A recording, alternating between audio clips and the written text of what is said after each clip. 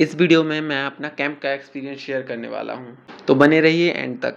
Actually हमारे college में एक यूनिट है जिसको एनएसएस यूनिट बोलते हैं, जो कि समाज सेवा करती है और वो हर साल एक 7 दिन के लिए कैंप में जाती है। फर्स्ट ईयर में जब मैं था तो एनएसएस में था, बट मैं कैंप में नहीं गया था, लेकिन मेरे दोस्तों ने मुझे बताया कि कैंप भी ऐसा कुछ होता है। जब मैं सेकेंड ईयर में आया, मेरे पास ये अपॉर्चुनिटी थी फिर से जाने की, तो मैंने सोचा कि चलो ऑडिशन दे देते हैं, और मैं ऑडिशन में सिलेक्ट भी हो गया। खैर वैसे उसका ऑडिशन उतना अच्छा था नहीं, मतलब नॉर्मल सा ऑडिशन था, और ऐसा बस वो नाम का ऑडिशन था। सो मैंने वो ऑडिशन दिया और मैं सेलेक्ट हो गया। अब बात रही एनएसएस में वहाँ पर जाने की। ये सबसे यूनिक एक्सपीरियंस होने वाला था, ऐसा एक्सपीरियंस मैंने आज तक नहीं लिया था, और इसी के लिए मैं एक्साइटेड था। और जो मेरे जूनियर्स थे उनके साथ मेरी दोस्ती बन गई थी। वो भी बहुत सारे लोग जा रहे थे, तो थोड़ा एक कंफर्टेबल एनवायरनमेंट भी मुझे मिला था कि चलो मेरे साथ के लोग हैं और मेरे जूनियर्स हैं, मेरे फ्रेंड्स हैं। सो अच्छा लग रहा था, मतलब जाने में अच्छा लग रहा था, और मैं बहुत एक्साइटेड था कि चलो देखते हैं वहाँ पर क्या क्या होता है। देन हम वहाँ पर पहुँचे, हमारा पूरा सामान लेके 7 दिन का। एंड वहाँ पर जो जो चीज़ें हुई, बहुत सारी चीज़ें हुई, अच्छी चीज़ें भी हुई, बुरी चीज़ें भी हुई। और एनएसएस का जो कैंप का उद्देश्य रहता है वो रहता है अवेयरनेस फैलाना, कैंपेन करना। टू बी ऑनेस्ट मेरा उनमें से कोई भी उद्देश्य नहीं था। मैं जा रहा था वहाँ मेरा एक्सपीरियंस लेने। ऐसा नहीं कि मैंने समाज सेवा नहीं की, मैंने वहाँ पर बहुत सारी मेहनत की। वहाँ पर एक सरकारी स्कूल था जिसकी हालत बहुत ख़राब थी, वहाँ पर हम लोग रुके थे। हम सारे लोग लगभग 100 लोग थे, जिनमें से 25 to 30 बॉयज़ थे और बाकी सब गर्ल्स थी। गर्ल्स का सेपरेट था और बॉयज़ का सेपरेट था। सो पूरा स्कूल बहुत खंडर था, तो उसे साफ़ किया हम लोग ने जाके। देन उस पर अपना अपना डेरा जमाया। ऐसा कुछ रूम नहीं था, एक ही रूम था, उसमें सारे बॉयज़ थे, 25-30 बॉयज़ थे, और जो सीनियर्स हैं थर्ड ईयर के उनके लिए अलग। और वहाँ 7 दिन धूल मिट्टी पसीना और पता नहीं क्या क्या चीज़ें करवाएंगी हमसे। मिट्टी उठाई, गोबर उठवाया, पानी भरवाया। आपकी मोटर नहीं चलती थी तो गांव से पानी लाते थे। देन गांव में ही वॉशरूम जाते थे। खाना बनाना और वो मिट्टी धूल और पता नहीं वो पेड़ पौधे लगाना, लीपना, इन सब में मेरे हाथ ऐसे पूरे रूखे सूखे हो गए थे, मेरे बाल पूरे डैंड्रफ से भर गए थे। और तो ये सोच के गया था कुछ वहाँ पर एडवेंचर, कुछ नया होगा, तो बहुत सारे कपड़े ले जाऊँ 7 दिन के लिए। बट मैंने एक ही जोड़ी में पूरे 7 दिन निकाले, क्योंकि मुझे पता था कि एक कपड़े की हालत एक ही दिन में ख़राब हो गई थी, तो मैं नहीं चाहता था कि मेरे बाकी कपड़े भी ख़राब हो जाएं। तो मैंने चुना कि मैं वही कपड़े 7 दिन चलाऊँगा। बस 1-2 दिन जब प्रोग्राम था तब मैंने चेंज कर लिए थे, बाकी दिन तो मैंने वही चलाए, और बाकी जो नए कपड़े थे वो रखे ही रहने दिए। और वहाँ के जो सीनियर्स थे ना, थर्ड ईयर के, जो हमसे काम करवाते थे, वो इतने खड़ूस थे, इतने रूड थे। मुझे ऐसा बोलना तो नहीं चाहिए, बट वो सच में थे, तो मैं तो बोलूँगा। वो बहुत रूड थे, बहुत काम करवाते थे, और बहुत छोटी छोटी बातों पे मतलब करते थे। ये ऐसा नहीं किया, ये वैसा नहीं किया, ये पेंटिंग अच्छे से नहीं बनी, ये ऐसा करो, आप रेस्ट नहीं कर सकते, आप फ़ोन नहीं चला सकते। सो वो लोग बहुत ही ज़्यादा खड़ूस थे। बहुत मेहनत करवाई उनने बहुत सारे बच्चों से। बस उनको हैंडल करने के लिए थोड़ा दिमाग चाहिए था, जो कि मैंने वहाँ पर चलाया था उस काम से बचने के लिए। मैंने सोचा था कि मैं 7 दिन वहाँ पर वीडियोस रिकॉर्ड करूँगा, बट जो क्लिप्स मैंने बीच-बीच में लगाई हैं वही एक्चुअल क्लिप हैं, जो कि मैंने चुप-चुप के बनाई थी, और लास्ट दिन तो सबने बनाई थी। बट वहाँ पर अलाउड भी नहीं था, और हमें टाइम भी नहीं मिलता था। हमें सुबह से एक शाम तक की रूटीन दे दी जाती थी, उसी को फॉलो करना रहता था। बहुत सारा मतलब काम रहता था, ये करना है, वो करना है, और अपने सामान की सुरक्षा भी करना है, तो बिल्कुल भी टाइम नहीं मिलता था वहाँ पर ब्लॉग्स बनाने, फ़ोटोज़ खींचने। और वो लोग अलाउ भी नहीं करते थे। वहाँ पर चार्जिंग पॉइंट सिर्फ एक था 100 लोगों के बीच में, तो मेरा नंबर तो पता नहीं कब आता था, इतना था, तो मैं उसे बस 5-10% कर लेता था ताकि वो डेड ना हो फ़ोन। और रही बात कॉल की, तो मैंने 7 दिन थोड़ा बहुत 1-2 बार ही कॉल किया होगा, बाकी टाइम मैंने कॉल ही नहीं किया किसी को। बुरे लोग भी थे बहुत सारे, अब मुझे जज तो नहीं करना चाहिए, बट सच में थे बहुत सारे रूड लोग, एरोगेंट लोग, और पता नहीं कैसे-कैसे लोग थे। उनसे मैंने अपने आप को दूर रखा, बट वहाँ पर एक ही जगह में रह रहे थे तो दूर भी नहीं रख पाया। और बहुत सारे अच्छे लोग भी मिले मुझे, जिनके साथ हमने बहुत क्वालिटी टाइम स्पेंड किया, डांस किया, तो अच्छे-अच्छे लोग भी थे, एंड बुरे लोग तो थे ही।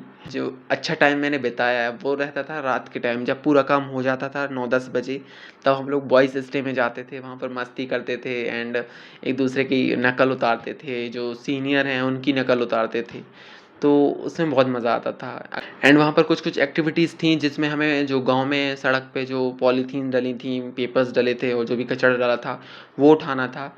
तो उस दिन हमारा एक जो पूरा एक ग्रुप था हमारा, वो हम लोग गए वहाँ पर, और हमने थोड़ी-थोड़ी मस्ती की, इमली खाई, बिल्ली के साथ खेले, और वीडियोस बनाए और हमने साफ़ सफाई भी की, ऐसा नहीं है।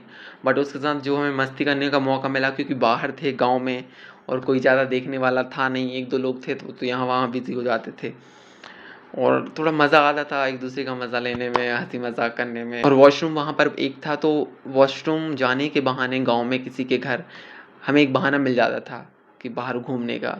तो हम लोग बढ़िया वॉशरूम के बहाने जाते थे और 1-2 घंटे वहीं पर रेस्ट करके, आराम करके, घूम-घाम के, बेर खा के, सब कुछ करके आते थे।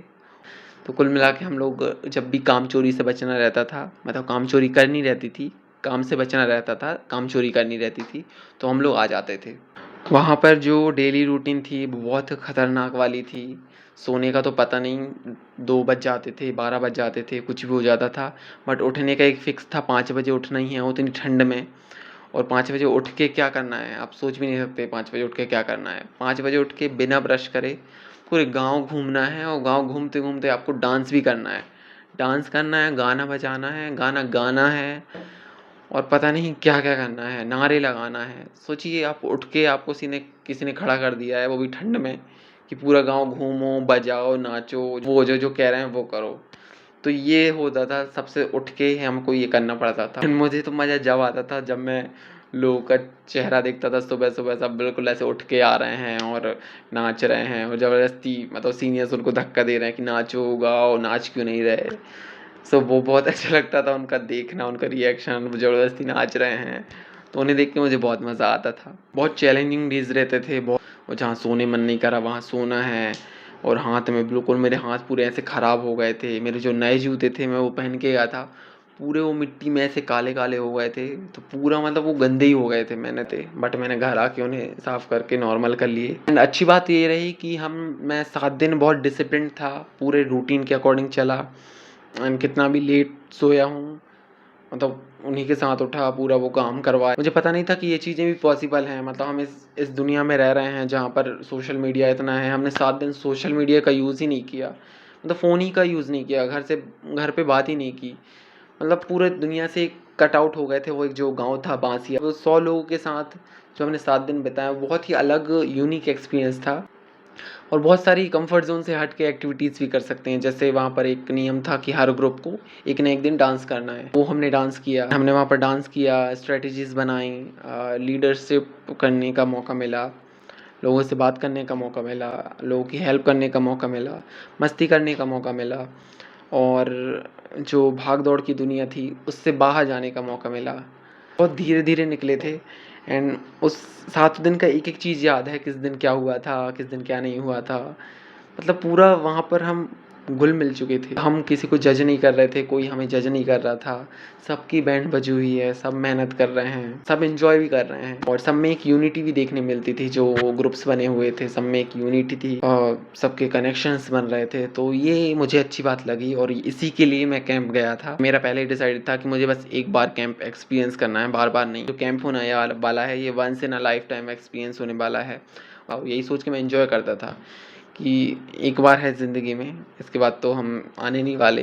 यही मैंने दिमाग में रख के चीज़ें की और यही मैंने दिमाग में रख के वीडियोस बनाए, एन्जॉय किया और सब चीज़ें एक्सपीरियंस की। एंड जब लास्ट डे था, 7वाँ दिन, उसके 1 दिन पहले की रात, तो उस दिन जो भी मतलब नियम कानून थे वो सब हट गए थे और मतलब सब इकट्ठे होके बैठ रहे थे, मस्ती कर रहे थे और सब एक-दूसरे से बात कर रहे थे, कन्फेशंस हो रहे थे एंड डांस हो रहे थे।